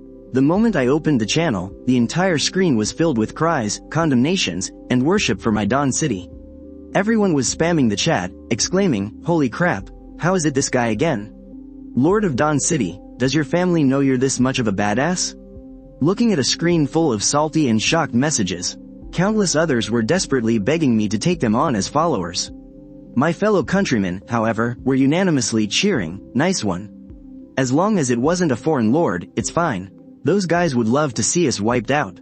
There were also more level-headed people curiously asking, besides the heavenly Dao reward, what other loot dropped from the boss? I watched the live comments and just smiled without saying a word.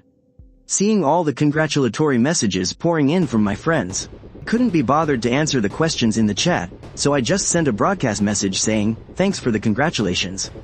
Let's all work hard together from now on."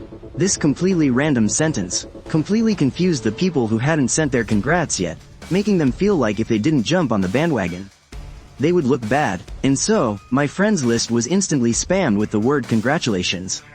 Seeing this bizarre queue of congratulations, I was speechless. It was like I had just announced I was having a baby or something. Ignoring all these chaotic messages, I led my party and continued to push forward. We hadn't gone far when another great find appeared in my sights. There were several treasure chests scattered in the woods ahead, but what made it tricky was that next to every single treasure chest, there was a monster guarding it fiercely. Taking a closer look, I realized they were all new types of monsters. I immediately pulled up my panel to check. It clearly read, Level 3, Green Quality, Mutated Wild Dog, Skill, Vicious Bite. The description was arrogant, "Try to take the chest and I'll bite you to death." Woof. I didn't know how strong these green quality monsters were, but just from their stance, they looked tough. But for these tempting treasure chests, I wouldn't just be taking the treasure. I'd have to kill the wild dogs too. After observing for a moment, I noticed something. There weren't many guards by each chest, only about 3 to 5 wild dogs. I could handle one of them one-on-one, no problem. I was just worried these brutes wouldn't fight fair, and just swarm me all at once. Fortunately, the soldiers under my command, many of them had already successfully reached level 1. If they formed up to hold off the wild dogs, it shouldn't be a problem. So, I picked the spot with the fewest monsters. I gathered a dozen or so soldiers and prepared to make our move. Using the long reach of the bamboo spears to our advantage, we should be able to hold them off. But just to be safe, I decided to test if I could lure just one of them over. Picking up a stone at my feet, I threw it right at the pack of dogs. Who knew that the moment the stone landed, all 3 wild dogs would instantly be provoked? Woof, woof, woof. They started barking frantically, and all charged straight for me at the same time. Holy crap, so much for pulling just one monster. I was speechless watching the pack of beasts stampede toward me. Looks like I have a real talent for pulling mobs. If I pull one, I get the whole pack. Seeing the situation get out of hand, I immediately roared, "Everyone, prepare for battle." The running speed of these level 3 wild dogs is just too fast. They're as swift as cheetahs. These are mutated monsters, not house dogs, so of course they're strong. I immediately braced myself. These wild dogs are far more ferocious than any wolf in the forest. I even think these 3 green-grade wild dogs could take on a fierce tiger. I quickly had the soldiers use the forest to their advantage, ordering them to run circles around the dogs. This way, they could carefully dodge the monster's sharp claws and fangs using the combat techniques I taught them. Now was the perfect time to put them to use. These skills needed to be honed in real combat. How much they could master was up to them now. Everyone used the trees as cover to dodge. 3 wild dogs quickly lunged toward us. At this point, my attributes had already reached the level 3 standard. Coupled with my years of martial arts training, facing this kind of danger, I was still able to remain calm and accurately predict this wild dog's attack patterns.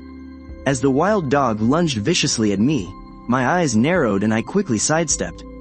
I had narrowly avoided the fatal blow. After steadying myself, the dog and I created some distance and began a close-range stare-down. The wild dog opened its sharp maw, snarling and baring its fangs at me. It let out a continuous, low growl. Its cruel eyes were locked on me. Then, the beast launched a ferocious attack. Seeing it snap at me with lightning speed, I deftly dodged to the side. I seized the opening, raised my weapon, and brought it down hard on the wild dog. The blade tore through flesh, and a deep gash instantly appeared on the wild dog's body. It immediately let out a painful howl as blood started to seep from its fur. I raised my weapon again and locked eyes with it, not daring to be distracted for a moment. The power of this green-grayed beast was far greater than an ordinary human's. I was finally beginning to understand that these green-grayed mutated monsters were so much fiercer than the white-grayed ones. An ordinary person would surely be killed. My gaze swept to the other side. Over 10 soldiers were desperately fighting the other 2 wild dogs, using the long reach of their bamboo spears. They held their ground, and the long spears kept the wild dogs from getting close. For the time being, their lives weren't in danger, but the fight was still a tense stalemate. They still needed to be extremely careful. I looked away and focused all my attention on my opponent. I wouldn't strike recklessly unless I was absolutely sure. I stared it down, looking for an opening. Anyone else would have been scared to death by now, but as a martial artist, I have a strong foundation supporting me. This was my greatest advantage. The dog and I were locked in a standoff for a long time. In the end, the wild dog couldn't hold back any longer and attacked first, opening its massive mouth. It lunged to bite me. A glint flashed in my eyes as I found my chance and put all my strength into my wrist. The longsword struck like a viper, instantly and precisely piercing into the wild dog's mouth. I forcefully thrust it deeper, then quickly pulled back and retreated. I immediately drew the sharp bamboo spear I had ready and aimed it at the fallen dog. I mercilessly stabbed it again and again as the system rewarded me with 60 experience points. The wild dog finally stopped struggling. I grabbed my spear and charged toward the other battle, taking the offensive with my long bamboo spear. I launched a deadly surprise attack on one of the dogs, relying on my masterful spearmanship. I thrust the bamboo spear at it fiercely. The attack was both fast and vicious. It was an incredibly powerful strike, but who knows how this wild dog did it. It somehow managed a bizarre twist in midair. As a result, with a dull thud, my charged attack plunged right into its backside. A blood-curdling scream echoed through the air, causing the dog's entire face to instantly darken with rage. Seeing this ridiculous scene, I was suddenly speechless. I really didn't mean for that to happen. I muttered to myself that this beast had some really rotten luck to actually run right onto my spear like that. Since it was already stuck, I didn't bother pulling it out. I just gripped the bamboo pole tightly and thrust it all the way in. Seeing this, the soldiers swarmed forward, stabbing wildly. In the blink of an eye, the wild dog had 5 or 6 wounds. With 10 experience points added to my account, this unlucky creature died such a pathetic death. At this point, only one lone wolf remained on the field, but it was facing so many of us. In the end, it let out a mournful cry and collapsed heavily. The battle was over, and everyone wiped the cold sweat from their brows. These green monsters are really tough. If I had a choice, I'd much rather go hunt white monsters from now on. After all, not only are white monsters weak, but fighting them isn't so perilous. The strength of these green monsters is a whole level above the white ones. During the looting, the 3 monsters dropped a large amount of gold coins. The soldiers picked them all up and handed them to me. I nodded in satisfaction and immediately began using my gathering skill. Looking at all the dog meat on the ground, I smiled. Tonight, we can finally have some delicious dog meat stew. But what I cared about most were the treasure chests. I looked at the chest in front of me and said in great surprise, "This isn't a wooden chest. It's an iron chest." So, chests come in different types? Filled with curiosity, I opened the iron chest, and there was a flash of light. A green quality logging axe appeared right before my eyes. After taking a closer look at its stats, I exclaimed in shock, "It's a green quality item." No matter the era, wood is an extremely important resource. Getting a miraculous logging tool this early on is definitely a stroke of good fortune. Thinking of this, I immediately summoned a level 1 soldier and handed him the axe.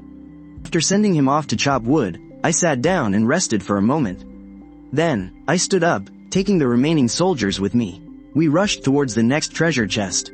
I saw 4 wild dogs not far away. I immediately took out my long bamboo pole. After the last battle, I found that the long pole was better for controlling the wild dogs. At first, they charged forward aggressively, but when they were a few meters away, they saw the long bamboo poles in our hands and felt threatened. Seeing this, I took advantage of the pole's length. I took the initiative to attack. With the coordinated efforts of the soldiers, the 4 wild dogs were quickly killed. After opening the black iron treasure chest, I took a closer look. Inside was a quiver of a full 20 arrows.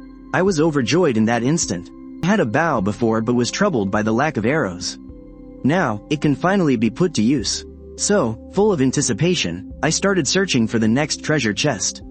Seeing a treasure chest ahead guarded by 5 wild dogs, I stopped. I've never learned archery, but with my strength, I can easily draw the bow.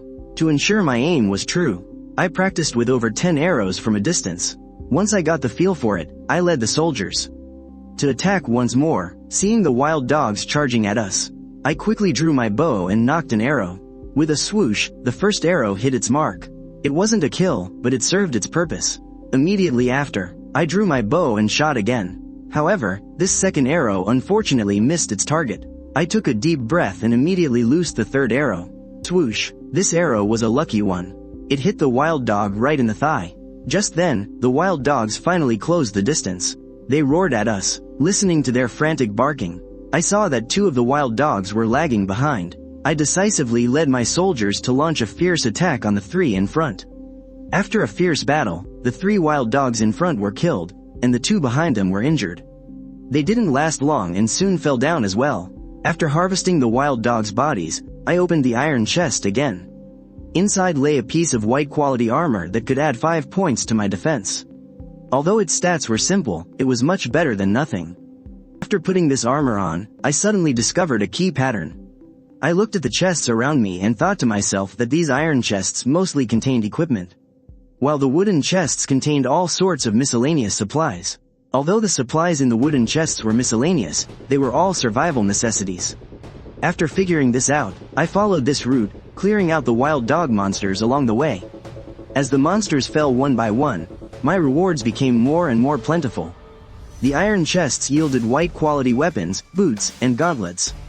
Looking at all this white quality gear, I thought to myself that getting that green axe the first time was pure luck. In battle, I also tried the Mighty Strike skill from my panel. Seeing the monster before me get taken out in one critical hit, I was very satisfied, but I still decided to save my skill points to try fusing them later. Just then, the system notified me that I had reached level 3 and had gained free attribute points and skill points. My earthen soldiers also reached level 2.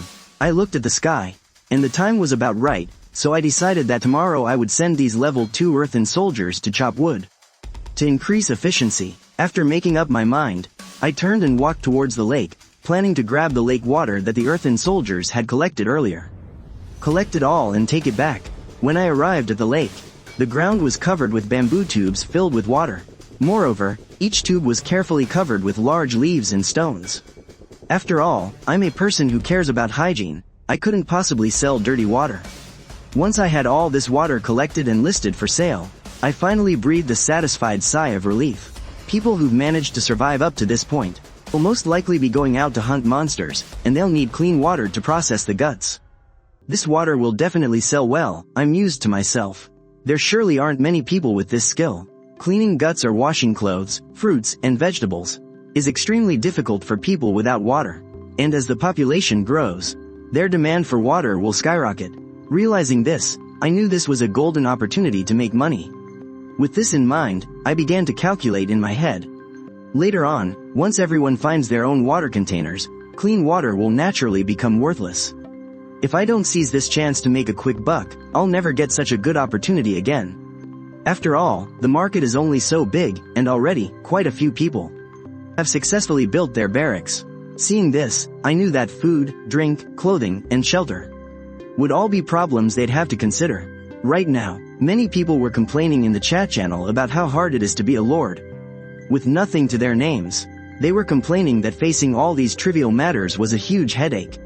Someone sighed, "You really don't know how expensive daily necessities are until you're the one running the household." Seeing this message, another person immediately posted a long message in agreement. That person lamented, "Tell me about it. The 2 soldiers I just summoned, because they have no food, no clothes, and no place to live. Their loyalty dropped straight down to 10 points. Then, the person added with lingering fear, "I'm honestly afraid they're just going to kill me." Seeing these chats, I also felt a bit helpless. Someone else complained, "We're lacking everything right now. We're even short on gold coins. Being in charge is just too hard. Sometimes I just want to give up. But the feeling of power from upgrading makes me think there are definitely big surprises waiting for me later on." Upon hearing these words, that guy excitedly said, "Lord Liming is right. I was pretty weak myself. But after grinding to level up today, I feel much better." Right away, someone in the crowd started teasing. Someone in the channel immediately quipped, "Sounds like you have some vitality issues, right?" And then another person ruthlessly landed a follow-up blow. "I'd say impotence is more like it." I looked at the chat, and I saw that many lords were desperately lacking even basic food. After getting a general sense of the market, I listed my items again. I took all the different kinds of meat I had gathered, and posted them all on the trading panel. In any case, I'm sure I won't have to worry about finding food from now on.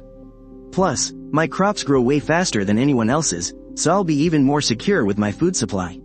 And so, I immediately priced a piece of raw meat at 5 gold coins. This price isn't too expensive, and it's all been butchered. You can just buy it, take it home, and grill it. It's extremely convenient. Therefore, I felt this price was an incredible bargain. As for the price of the corn, I set it at 3 gold coins per ear. After all, the texture of this corn is pretty darn good. I'm sure it'll sell for a good price. And if someone is willing to trade resources for it, I certainly wouldn't object. After all, in this cruel world, when it comes to all kinds of resources, you can never have too many. Once the items were listed, I immediately made a flashy announcement in the chat channel, freshly prepared meats of all kinds. They're all pre-cleaned, so you can just buy them, take them home, and cook them immediately. In addition, we have plenty of corn for you all to grab. Quantities are limited, so it's first come, first served. After hearing this news, tons of people started opening the trading channel. They quickly began to search for the exclusive sales listings from me, the Lord of Dawn City. Since many people were already following me, as soon as I listed an item, a relevant notification would immediately pop up on their system panels. Right away, someone complained loudly, "Dude, a single, ordinary piece of raw meat, and you have the nerve to sell it for 5 gold coins? That's a total rip-off."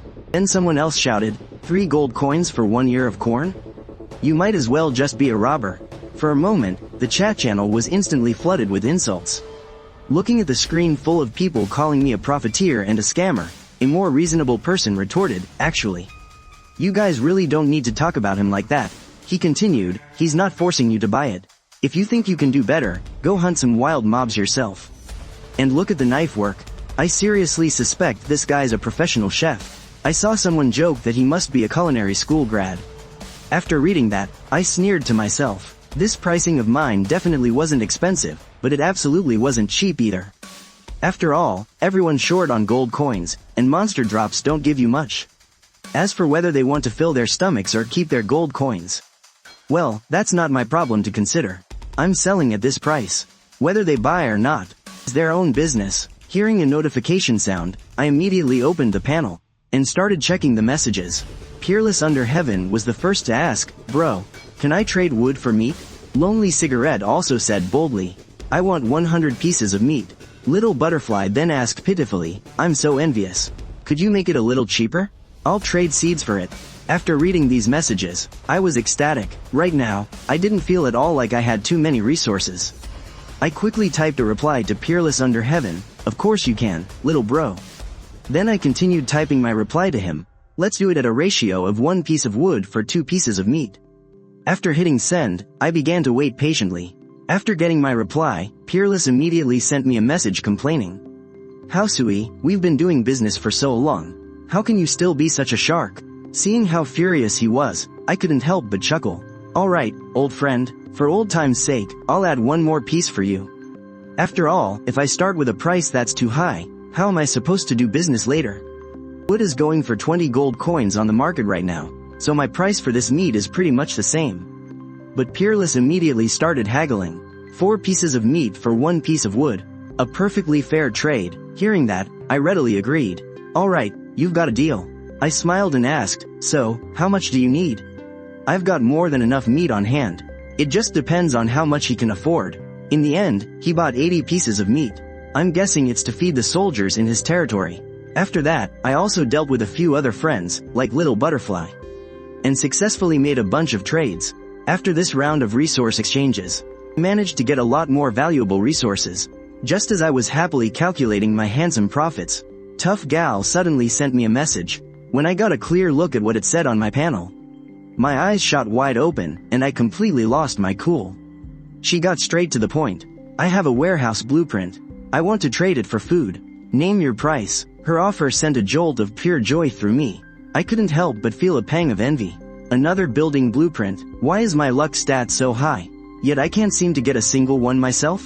It seems that in this world of lords, I'm not the only lucky one.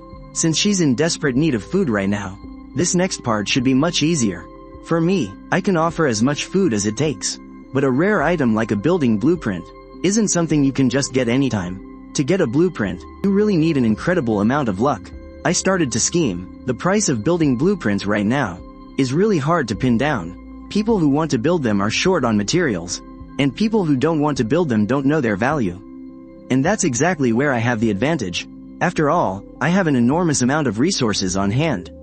All I'm missing are various building blueprints, especially this warehouse. With it, I'll be able to safely and securely store a massive amount of my supplies and resources. Once the warehouse is built, I won't have to pile up so many resources in my cabin anymore. At that thought, I made a decision. I had to get my hands on this excellent building. But then again, probably very few people in this entire world even need this thing. After all, there are barely any people who have a massive amount of supplies right now. So, I pretended to be calm and replied, "Oh, I was wondering what kind of blueprint it was." Turns out it's just a warehouse blueprint. Doesn't seem like there'd be much to put in it even if you built it. Then, I tested the waters. But it is a building, I guess. How about this? 50 pieces of meat? At a price of 5 gold coins per piece of raw meat. 50 pieces of meat comes out to 250 gold coins. Even though that number sounds a bit insulting, I definitely couldn't open with a high price at the start of the negotiation. Sure enough, after hearing my ridiculously low offer, Tough Gal was clearly not happy. Although at this stage, besides her, no one else is selling this blueprint. And even if someone else did get one, very few people would waste resources building something they couldn't even use. But in her eyes, it was still a building blueprint. A measly 50 pieces of meat obviously wasn't going to be enough for her. I just heard a woman with a tough voice say nonchalantly, 200 pieces of meat. Hearing this price, I immediately refused. 200 pieces? Do you know how time-consuming it is to process all this meat? That's way too much. 60 pieces. At this stage, no one understands the gathering skill. Of course, I couldn't reveal that. I had to make her understand the difficulty of processing this meat. She had to think it was extremely difficult. And just as I expected, after hearing this, she hesitated for a long time. After all, even getting food is a problem. Who would spend resources on building this kind of unwanted structure? With resources, it's better to build wooden houses and barracks. Hearing her test the waters again with an offer of 150 pieces of meat. It is a rare building, after all. I continued to haggle. After a round of intense bargaining, in the end, she and I successfully made a deal for the low price of 120 pieces of meat.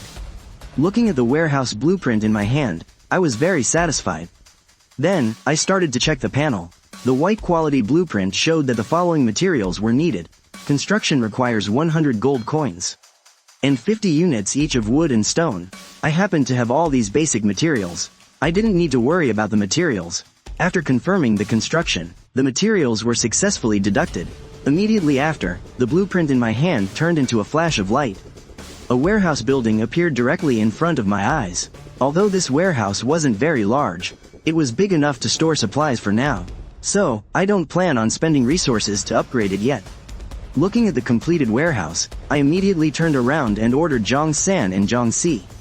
You guys, move all the supplies from the wooden house into the warehouse. After giving my men their orders, I continued to sell off the meat I had, until I had kept enough for myself to eat. I saw that the food on the trading channel was bought up in an instant.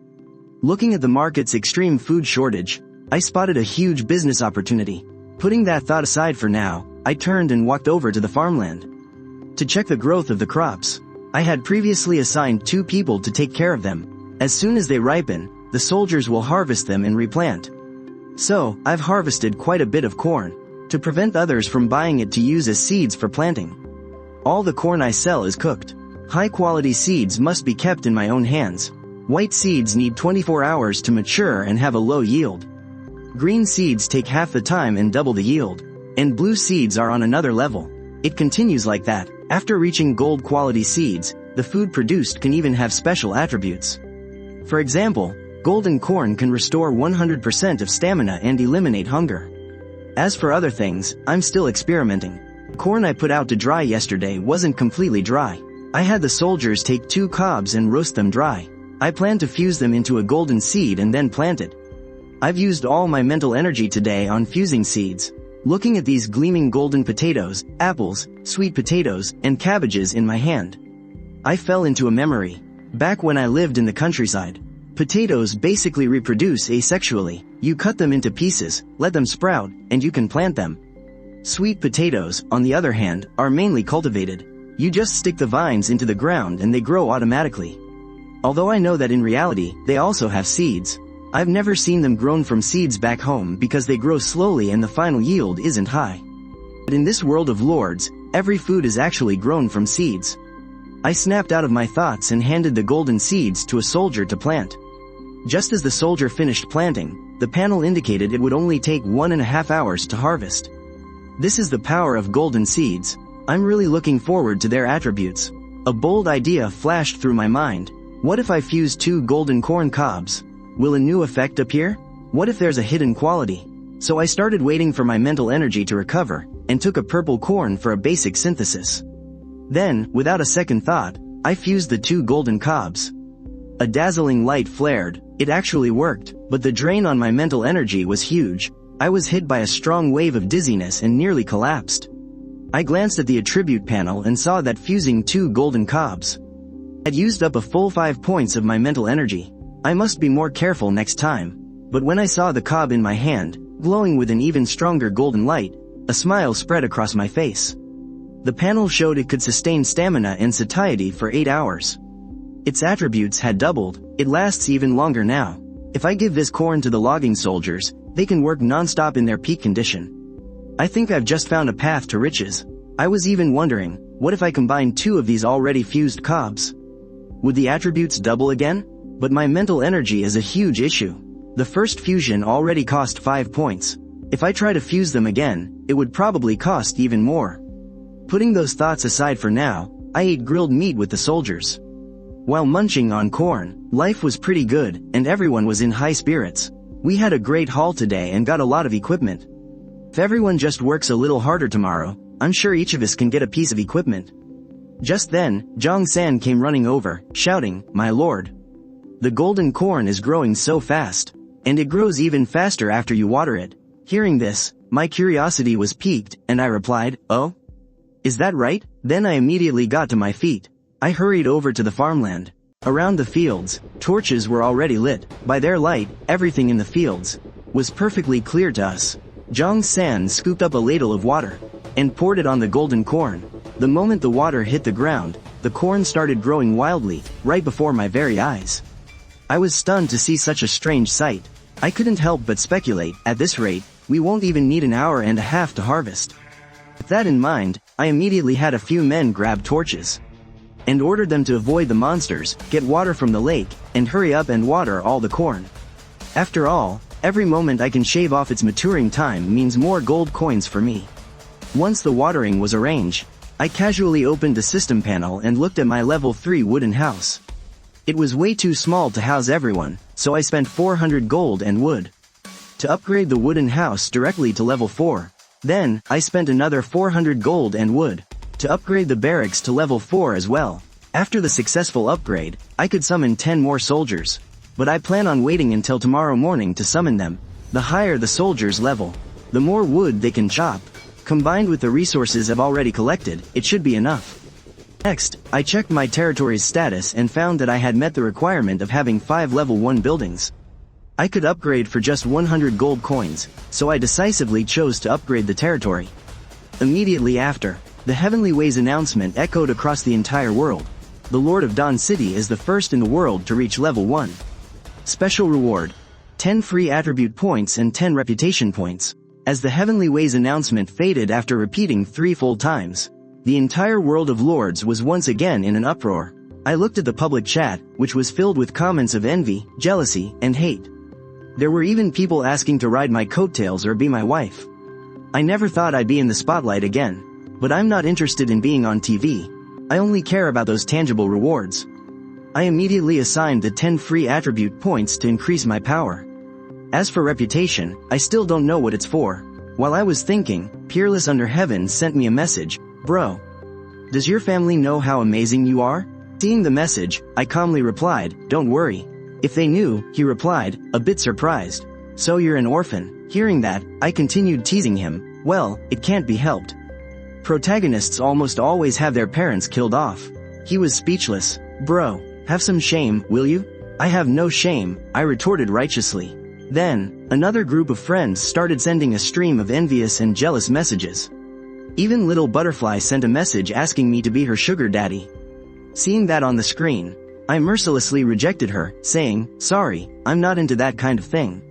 Seeing her sigh in resignation, I told her frankly, "It's a big world out there. Don't think about me, I'm not your type." She tentatively asked if I was single. "What's wrong with being single?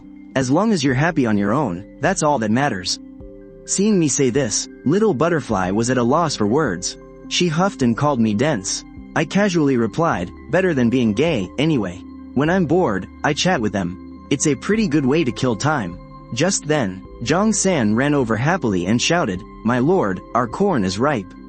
Hearing this, I was completely surprised. "So fast? It's only been about an hour, right?" Jong-san heard this and answered with a smile. "Watering it reduces the time by half an hour." After hearing him say that, I immediately went to the farmland and saw the soldiers had already harvested the ripe corn. The ground beside them was covered in stalks. Looking at these stalks, I thought to myself that once dried, they could be used as fertilizer or firewood, which is very useful. I immediately gave the order: boil them and put them up for sale. While they were starting a fire to cook the corn, I took out 2 more regular cobs and after a bit of work, successfully fused them into one of golden quality. Looking at this twice fused corn in my hand, I realized my mental energy was too low.